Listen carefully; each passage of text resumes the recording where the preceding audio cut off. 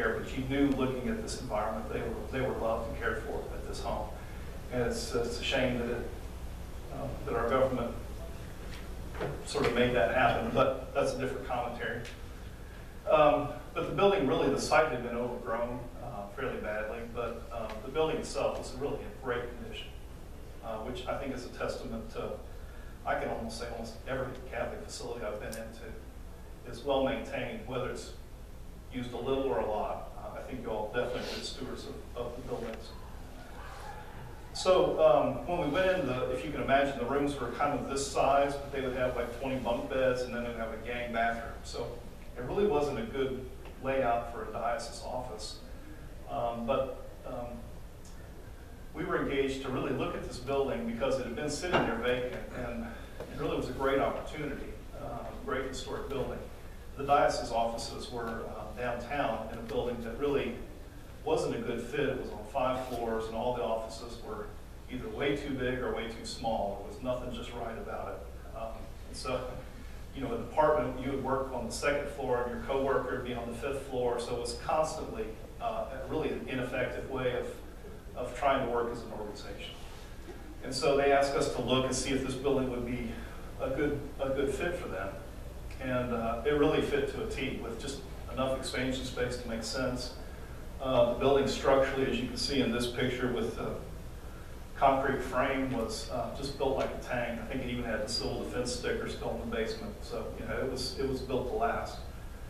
And so we completely gutted the building, including the windows, which I'm sure all you, the true preservationists in the room, will point fingers at us. But really, I think as being good stewards of the resources, we took those outdoor windows that we could save, and we reused them as interior transom lights. So the new windows on the outside are very efficient. They're impact resistant. If there's a hurricane, this is a great place to be. And then we took the exterior windows that really were single pane and beautiful, but performed really poorly. They make great interior lights. So we tried to retain them best we could. We restored the grounds. The first floor, really, I think one of the most interesting things to me about diocese, the pastoral center, is the level of security. We went and looked at the Atlanta diocese, and I guess I'd really never thought about it, but the first level, there's sort of an entry vestibule where you come in, and if you're not there to go crazy, then they'll enter you to the next level. And so the whole first floor is a series of conference rooms, event spaces, an auditorium, a chapel. And depending on who you're meeting, somebody will come down from the offices above and meet with you in a conference room. So it's a controlled environment for all the public interaction, which I thought was really a smart way to do it. And the whole first floor, really, we could have probably run this whole conference at St. Mary's, because it's got large format auditoriums, small conference rooms, chapel.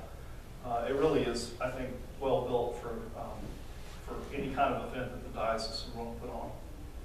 And then the upstairs are offices, as you can see here. So here's the chapel. Again, a 1930s chapel. It's certainly not as grand as a lot of the pictures I've seen here. It's just really astounding the work that you all do. But humble, and we're proud of it. So, and this is the bishop's office on the right, which used to be one of those stunning porches, so it has incredible windows and views of the grounds.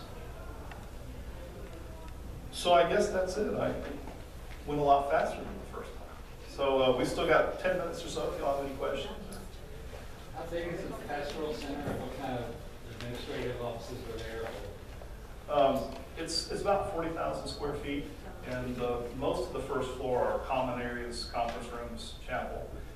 And the second floor includes, the first floor has Catholic education, so the schools are there, Spanish ministry, the tribunal is there, the construction services, finance departments, the communications, development, grant writing, those kind of things. So it's really all of the administrative functions of the church, and of course the chancery with the bishop and vicar. Yes. SCAD had a lot of the buildings in effect donated or cut price. Yeah, they got a head start. How do they make make enough money to renovate 70 buildings? I've heard rumors about what tuition is there. Well, I've got a daughter there, and it's pretty bad now. It's probably not out of line with most places. You know, I think just her straight tuition is probably $30,000, $35,000 a year. I should know it, but I mean, it's not Harvard or UNC, but it's not the land grant institution I'm into either. So. But we've done it one building at a time. I think they've been smart about taking donations. In the early years, they kind of got too many buildings, and so like the building that fell down, I mean, they really shouldn't have accepted that building until they had the money to fix it. So they've gotten better about accepting buildings when the funding and the need is right.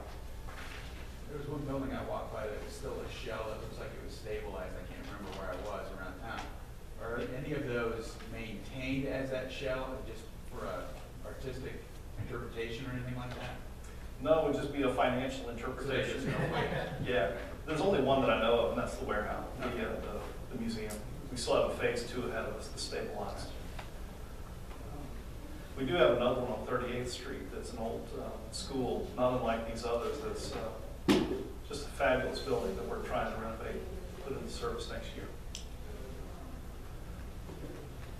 Do you have any church buildings, or churches that you've repurposed or adaptively reused? Not many. Thankfully, the churches have held their own and have stayed functional and operational and solvent. I think that's really a testament to the churches really not taking on a lot of debt. That they stay on top of the maintenance. You know, obviously the student center is one that transitioned from the synagogue to a student center, but I don't know of but maybe 2 churches in town that have gone from a church to something totally different. So thankfully the churches have held their own.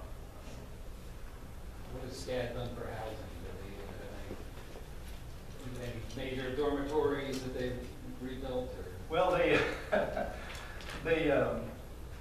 their first foray into housing, they would buy old derelict motels. I mean, motels like you drive up to the front door motel. And so they still have some of those. You know, the Oglethorpe House on Oglethorpe and Barnard Street is a sort of a classic downtown 1960s hotel. So they still have some of those old hotels, but our firm is tearing down 2 or 3 of them now and putting into student housing. They have not had a freshman residency requirement, and so it's really been great for Savannah because they really only provide for about 10% of the students in housing, and so the market for housing, private housing downtown has been phenomenal. So you see it, any carriage house or nook and cranny is made into an apartment for students. So in that sense, it's been really good for Savannah.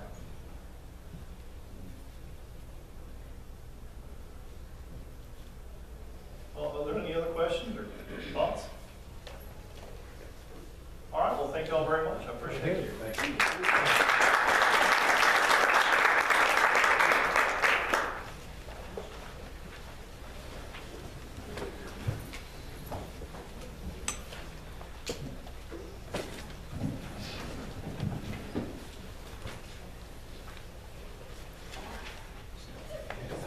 Oops, is that me?